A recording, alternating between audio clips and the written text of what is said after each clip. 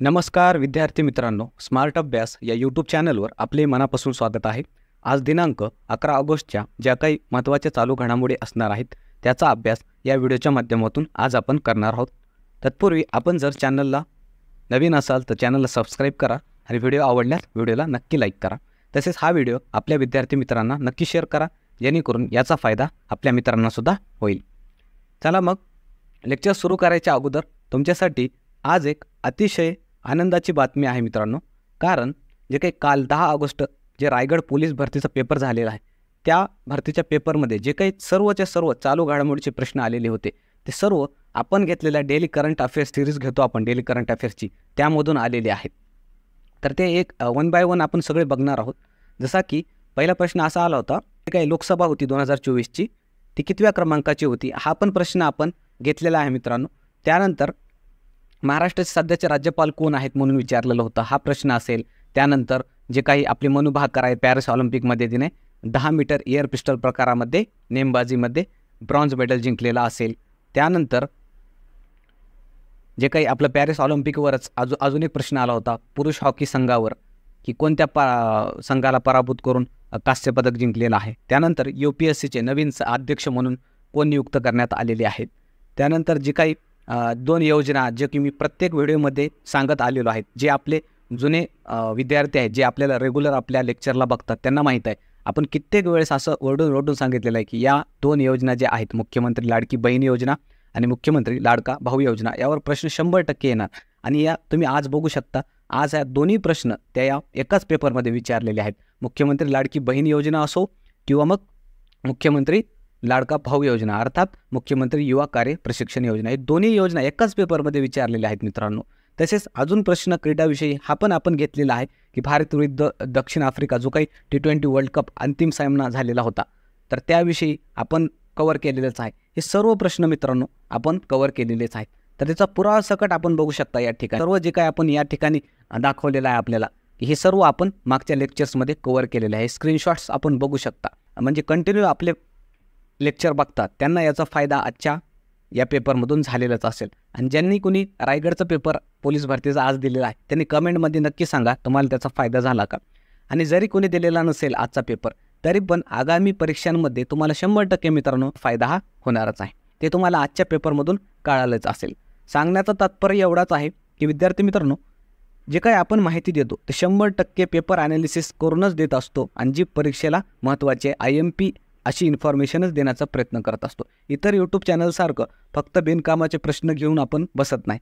आज तुम्हाला ते या एक्झाम जे काही झालेली आहे रायगडची पोलीस भरतीची, त्या माध्यमातून तुम्हाला ते कळलेलंच असेल.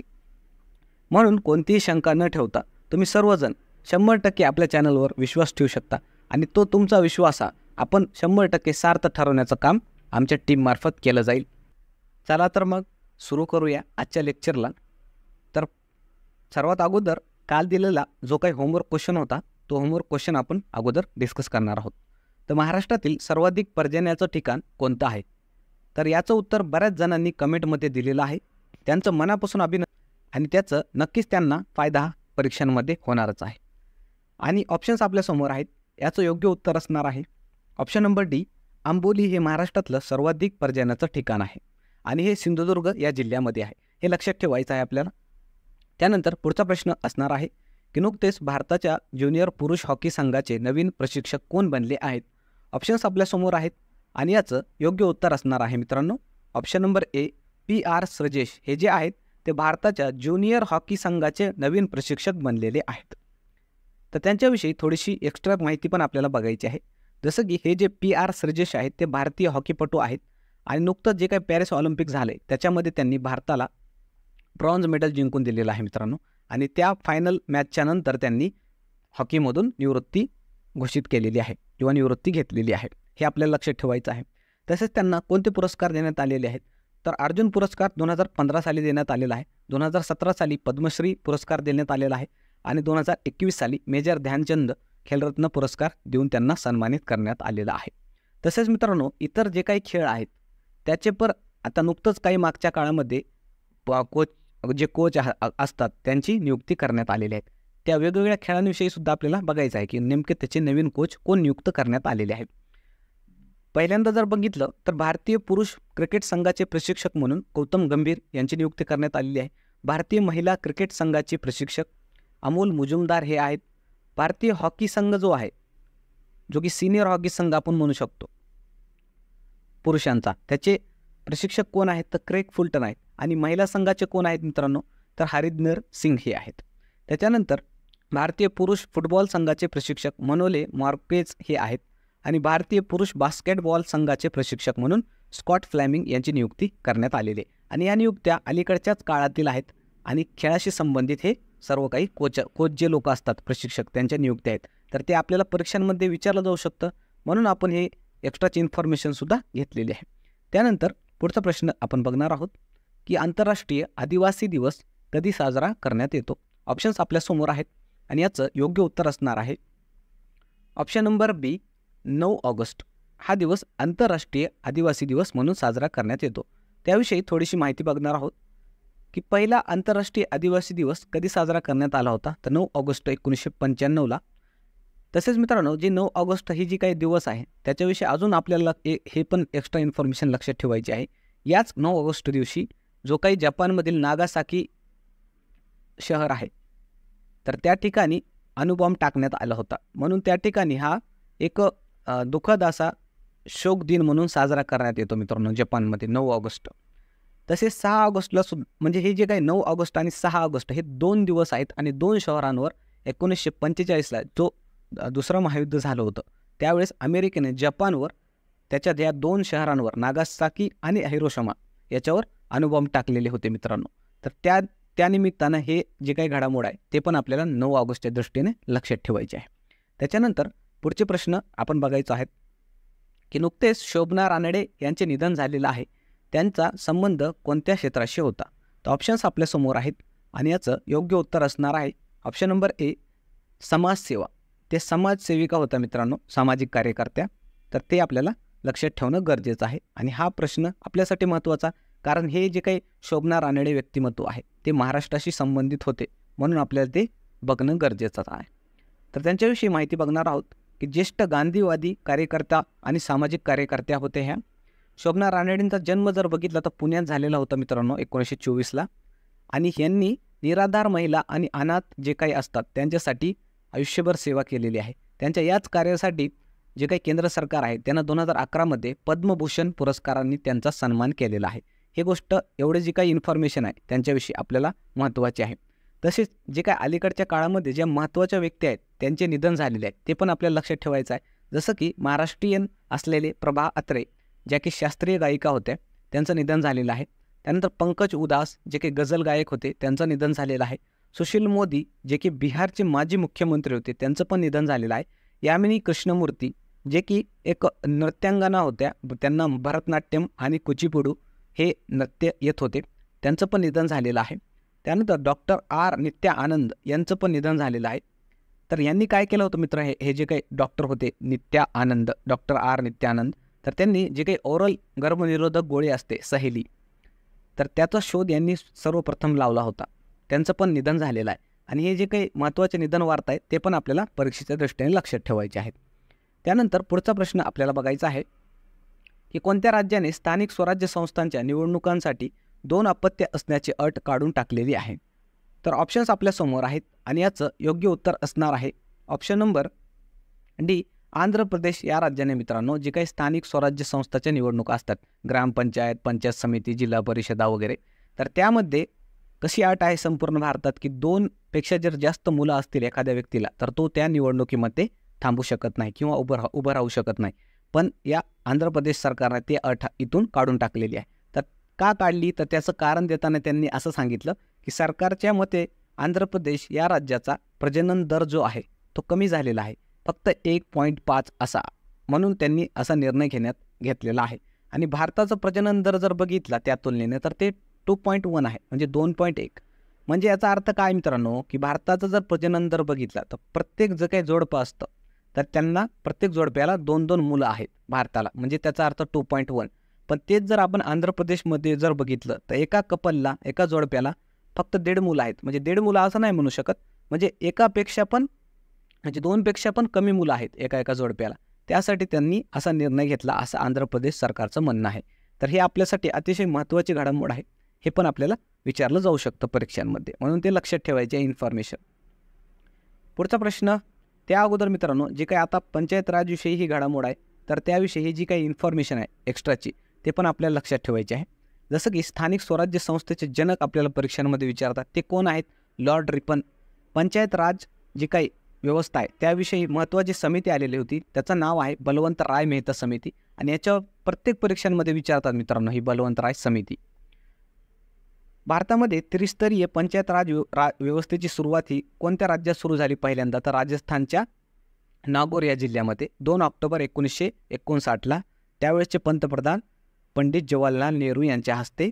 आणि भारतामध्ये जी काही 3 स्तरीय पंचायत राज व्यवस्था आहे त्याची सुरुवात करणारा पहिला राज्य राजस्थान आहे. तसेच मित्रांनो पंचायत राज दिवस भारतामध्ये कोणत्या दिवशी साजरा करण्यात येतो? तर 24 एप्रिलला. हे लक्षात ठेवायचं आहे. तसेच 2 घटनादुरुस्त्या आपल्याला या दृष्टीने विचारले जातात पंचायत राजशी संबंधित. तर 73वी घटनादुरुस्ती असेल आणि 74वी घटनादुरुस्ती. 73वी जी घटनादुरुस्ती होती ती ग्रामीण स्थानिक स्वराज्य संस्थांशी संबंधित होती, आणि 74वी घटनादुरुस्ती ही शहरी स्थानिक स्वराज्य संस्थांशी संबंधित होती. तर ही जी काही महत्त्वाची इन्फॉर्मेशन आहे मित्रांनो, तर ती आपल्याला परीक्षांमध्ये वारंवार विचारले जाते, म्हणून ते पण आपण या ठिकाणी घेण्यात आलेलं आहे एक्स्ट्राचे मुद्दे. तसेच या 2 ज्या काही घटनादुरुस्त्या झाल्या 73वी आणि 74वी, या घटनादुरुस्तीनं जे काही पंचायत राज व्यवस्था आहे आपल्या भारतातली त्याला एक संविधानिक दर्जा देण्यात आलेला आहे. तर ही आपल्याला इन्फॉर्मेशन परीक्षेच्या दृष्टीने लक्षात ठेवायची आहे. त्याच्यानंतर पुढचा प्रश्न आपल्याला बघायचा आहे की नुकतेच अमन सेहरावत या कुस्तीपटूने ऑलिम्पिकमध्ये कोणते पदक जिंकले? तर ऑप्शन्स आपल्यासमोर आहेत आणि याचं योग्य उत्तर असणार आहे option number C, bronze medal. अर्थात कांस्य पदक ह्या अमन सेहरावत हे जो काही कुस्तीपटू आहे मित्रांनो त्याने जिंकलेला आहे भारतासाठी. तर त्याविषयी आपल्याला माहिती बघायची आहे. फ्री स्टाईल कुस्ती प्रकारामध्ये भारताला त्याने ब्रॉन्झ मेडल जिंकून दिलेलं आहे. तर ते जो काही हा अमन सेहरावत आहे तो 57 किलो वजनी गटात पुरुष कुस्तीत पॅरिस ऑलिम्पिकमध्ये भारताचं प्रतिनिधित्व करत होता, आणि त्यांनी भारताला ब्रॉन्झ मेडल जिंकून दिलेलं आहे. फक्त हा 21 वर्षाचा कुस्तीपटू आहे मित्रांनो, आणि पहिलंच ऑलिम्पिक स्पर्धा आहे त्याची, आणि पहिल्याच ऑलिम्पिक मध्ये जाऊन त्याने भारताला ब्रॉन्झ मेडल जिंकून दिलेलं आहे. तसेच जे काही पॅरिस ऑलिम्पिक आहेत सध्या जे चालू आहे 2024चं, तर त्याच्यामध्ये भारताला एकूण किती पदक आलेत असं पण परीक्षांमध्ये विचारलं जाऊ शकतं. आत्तापर्यंत भारताला 6 पदक हे आलेले आहेत मित्रांनो. तर ते 6 पदक कोणते आहेत? तर मनू भाकर जे आहे नेमबाजीमध्ये त्याने 2 ब्रॉन्झ मेडल जिंकून दिलेले आहेत. एक त्याने स्वतः वैयक्तिक प्रकारामध्ये आणि दुसरा मिक्स प्रकार दोघांमध्ये. तर ते असे 2 मेडल त्यांनी जिंकून दिलेले आहेत. स्वप्नील कुसळे हा स्टार करून ठेवायचा आहे मित्रांनो. हा प्रश्न प्रत्येक परीक्षांमध्ये आपल्याला दिसणार आहे, स्वप्नील कुसळे हा नाव. आत्ता जे काही आपलं पिंपरी चिंचवडची जी परीक्षा झाली 10 ऑगस्टला काल, तर त्याच्यामध्ये सुद्धा स्वप्नील कुसळेवर आपल्याला प्रश्न विचारलेला आहे. तुम्ही ते पेपर जे आहे ते बघू शकता. त्या ठिकाणी हा प्रश्न विचारलेला आहे स्वप्नील कुसळेवर. त्याने एक नेमबाजीमध्ये ब्रॉन्झ मेडल भारताला जिंकून दिलेलं आहे. आत्ताच अमन सेहरावतने कुस्तीमध्ये 1 ब्रॉन्झ मेडल जिंकून दिलेलं आहे. तसेच नीरज चोप्रा जे आहेत जे की भालाफेकपटू आहे त्याने 1 सिल्वर मेडल भारताला परत एकदा मिळवून दिलेलं आहे. याच्या अगोदर जे काही ऑलिम्पिक झालं होतं त्या टोकियो ऑलिम्पिकमध्ये त्याने भारताला गोल्ड मेडल जिंकून दिलेलं होतं, पण आता त्याने सिल्वर मेडल जिंकून दिलेलं आहे. तसेच भारतीय हॉकी संघाने भारताला 1 ब्रॉन्झ, म्हणजे असे एकूण या ऑलिम्पिकमध्ये भारताला 6 पदक जिंकलेले आहेत भारताने. हे आपल्याला परीक्षांमध्ये विचारलं जाणार म्हणजे विचारलं जाणार, म्हणून ही महत्त्वाची इन्फॉर्मेशन आपण लक्षात ठेवायची आहे. त्यानंतर पुढचा प्रश्न आपण बघणार आहोत की कोणत्या जिल्ह्यात सापडलेल्या वनस्पतीच्या नवीन प्रजातीला छत्रपती शिवाजी महाराजांचं नाव देण्यात आलेलं आहे? ऑप्शन्स आपल्यासमोर आहेत आणि याचं योग्य उत्तर असणार आहे मित्रांनो ऑप्शन नंबर डी, कोल्हापूर या जिल्ह्यामध्ये ही नवीन प्रजाती मिळालेली आहे वनस्पतीची, आणि त्याला नाव हे छत्रपती शिवाजी महाराजांचं देण्यात आलेलं आहे. तर ते आपल्याला लक्षात ठेवायचं आहे. वनस्पतीचं नाव काय देण्यात आलेलं आहे? सेरोपेजिया शिवराईना हे असं त्याचं नाव देण्यात आलेलं आहे. आणि हे कुठं सापडली वनस्पती मित्रांनो? तर विशाळगडावर ही नवीन वनस्पती सापडलेली आहे. आणि महाराष्ट्राच्या दृष्टीने हे आपल्याला घडामोड असल्यामुळे लक्षात ठेवायचे आहे. परीक्षांमध्ये हे पण प्रश्न येणार म्हणजे येणार. त्यानंतर पुढचा प्रश्न बघायचा आहे की नुकतेच बातम्यांमध्ये असणारा गुरु घासीदास व्याघ्र प्रकल्प कोणत्या राज्यामध्ये आहे? तर ऑप्शन्स आपल्यासमोर आहे आणि याचं योग्य उत्तर असणार आहे ऑप्शन नंबर सी, छत्तीसगड या राज्यामध्ये हा व्याघ्र प्रकल्प आहे मित्रांनो. तर त्याविषयी हा बातम्यांमध्ये का आहे त्याविषयी आपण माहिती बघणार आहोत. नेमकं का एवढं बातम्यांमध्ये याची चर्चा सुरू आहे? तर भारतातील हा 3ऱ्या क्रमांकाचा सर्वात मोठा व्याघ्र प्रकल्प बनलेला आहे.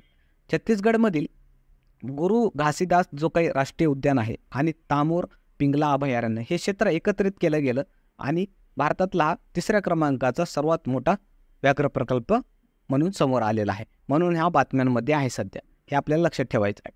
भारतातील पहिल्या क्रमांकाचा जर सर्वात मोठा व्याघ्र प्रकल्प कोणता जर विचारला तर कोणता आहे? नागार्जुन श्रीशैला व्याघ्र प्रकल्प, जो की आंध्र प्रदेशमध्ये आहे आणि हा 3रा आहे मित्रांनो, आपण जे बघत आहोत ते. त्यामुळे हे इन्फॉर्मेशनसुद्धा आपल्याला लक्षात ठेवायचे आहे. तसेच मित्रांनो, महाराष्ट्रातील व्याघ्र प्रकल्प जे आहेत त्यावर सुद्धा प्रश्न येत असतो आपल्या परीक्षांमध्ये, तर ते पण आपल्याला लक्षात ठेवायचं आहे. तर महाराष्ट्रामध्ये एकूण किती व्याघ्र प्रकल्प आहेत? तर 6 व्याघ्र प्रकल्प हे महाराष्ट्रामध्ये आहेत. ताडोबा अंधारी असेल, जे की चंद्रपूर जिल्ह्यात आहे, मेळघाट अमरावतीमध्ये आहे, नवेगाव नागझिरा असेल, पेंच असेल, सह्याद्री असेल, बोर असेल, असे वेगवेगळे जे काही 6 व्याघ्र प्रकल्प हे महाराष्ट्रामध्ये आहेत ते आपण लक्षात ठेवणं गरजेचं आहे. त्यानंतर पुढचा प्रश्न आपण बघणार आहोत. त्या अगोदर मित्रांनो, जसं आपण शेवटी होमवर्क क्वेश्चन देऊन जात असतो, तर आजचा होमवर्क क्वेश्चन काय असणार आहे की तोरणमाळ हे थंड हवेचे ठिकाण कोणत्या पर्वतरांगेत आहे? तर ऑप्शन्स आपल्यासमोर आहे आणि याचं उत्तर प्रत्येकाने कमेंटमध्ये द्यायचं आहे मित्रांनो, कारण ते प्रश्न तुमच्यासाठीच बनवलेले आहेत आणि परीक्षेच्या दृष्टीने जे महत्त्वाचे प्रश्न आहेत तेच फक्त आपण मित्रांनो होमवर्कसाठी घेत असतो. उगाच काही पण फालतू प्रश्न घ्यायचे आणि तुम्हाला तुमचा वेळ घालवायचा असं आपण करत नाही. जे परीक्षेसाठी महत्त्वाचे आहेत तेच प्रश्न आपण होमवर्क म्हणून घेत आहेत. म्हणून असं समजा की हे प्रश्न तुम्हाला कुठं ना कुठं येणाऱ्या परीक्षांमध्ये दिसणार आहेत आणि तुम्ही परीक्षांमध्येच याचं उत्तर सोडवत आहात, अशा माइंडसेटने उत्तर देण्याचा प्रयत्न करा. त्याचा फायदा नक्कीच तुम्हाला येणाऱ्या परीक्षांमध्ये दिसणार आहे मित्रांनो. आणि जसंच मी व्हिडिओच्या सुरुवातीला सांगितलं, आजच्या रायगड पोलीस भरतीमध्ये जशात तसे आपण घेतलेल्या व्हिडिओ लेक्चरमध्ये प्रश्न आलेले आहेत मित्रांनो. आता तर तुम्हाला विश्वास वाटला असेल की जे आपण प्रश्न घेतो ते 100% परीक्षेमध्ये विचारले जात असतात. म्हणून उत्तर देत चला, त्या प्रश्नाचा तुम्हाला नक्कीच फायदा येणाऱ्या परीक्षांमध्ये होणार आहे. तोपर्यंत आपण थांबणार आहोत. आणि आपलं टेलिग्राम चॅनल जर आपण जॉईन केलं नसेल तर जॉईन करून घ्या. टेलिग्राम ID आपल्या समोर आहे, त्या ठिकाणी जाऊन तुम्ही आपल्या चॅनलला सबस्क्राईब करू शकता. तसेच मित्रांनो, जे काही इम्पॉर्टंट नोट्स वगैरे असतात त्या ठिकाणी आपण दररोज टाकतच असतो, त्यामुळे त्या ठिकाणी जाऊन तुम्ही ते जॉईन करा. तोपर्यंत थांबूया. धन्यवाद मित्रांनो.